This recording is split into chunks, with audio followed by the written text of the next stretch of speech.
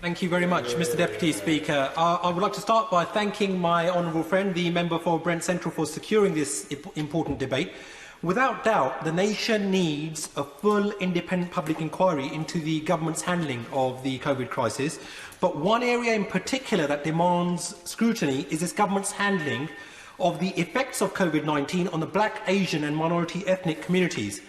Why ministers have ignored the evidence, dragged their feet and almost certainly contributed to a situation where people from BAME communities have been disproportionately ravaged by this terrible disease. Mr Deputy Speaker, for me, this is personal. I have lost loved ones to COVID. Jagir Kaur, my lovely grandmother, our family matriarch, from whom I learnt so much, but whose coffin I wasn't even able to carry on my shoulder. Satnam Singh Desi, my fun-loving Slough taxi driver uncle, taken away from us way too early, and then I had to endure the indignity of watching his funeral online via Zoom. Hemraj Jamal, my brother-in-law's father, who somehow contracted COVID in a Slough care home, and inexcusably, none of us were there to hold his hand when he breathed his last.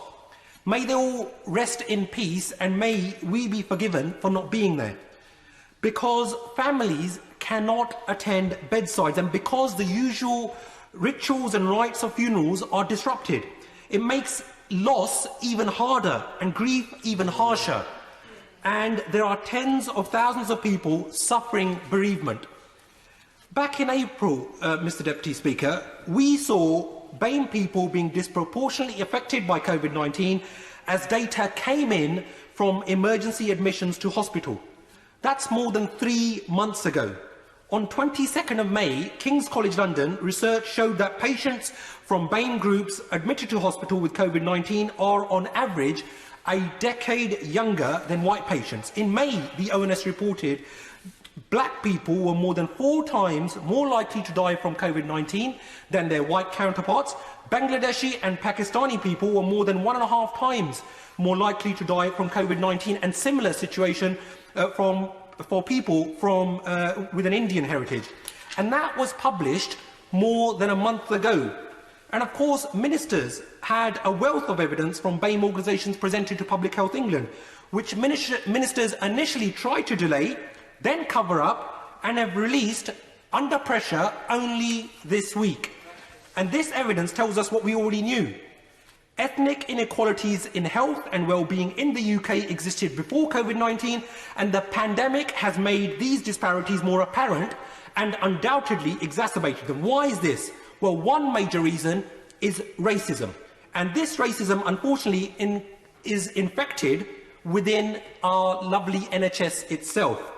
Figures released, Mr Deputy Speaker, last week by the NHS Confederation show the number of ethnic minority chairs and non-executive directors of NHS trusts in England has almost halved from 15% in 2010 to a mere 8% in 2018.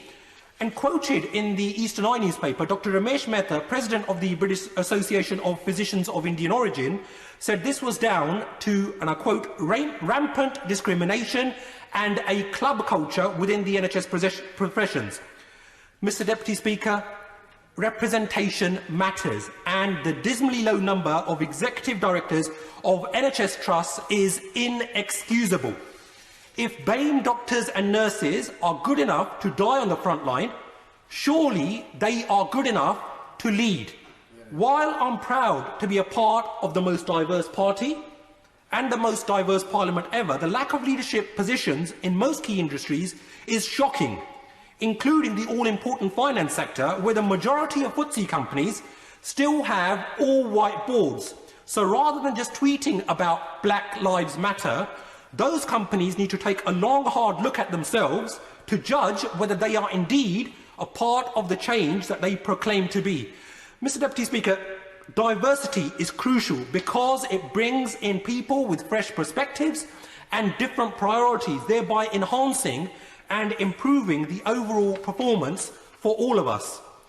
And perhaps a minister can comment on how she intends to tackle the racial discrimination within the NHS. It took until June the 16th for Public Health England to publish its 7-point plan. But surely this should have been done from the very start. And we don't just want to be carrying on collating data.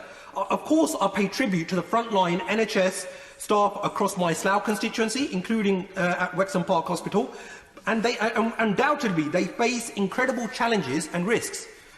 But the British Medical Association reports that 90% of doctors who have died were from BAME backgrounds, and 60% of the NHS staff who have died have been from BAME background. These are absolutely staggering statistics, and they should make us all realise that something is very, very wrong. And in conclusion, given the lack of time, I would like to ask the Minister whether she can reflect on the plans to commemorate all of those who have lost their lives with a focal point of remembrance, and that we will learn the lessons. But more than anything, I hope that the Minister can allay my concerns, because I would like to tell her that Black Lives Matter and deeds, not words, is what is now that we demand. Thank you very much, Mr. Deputy.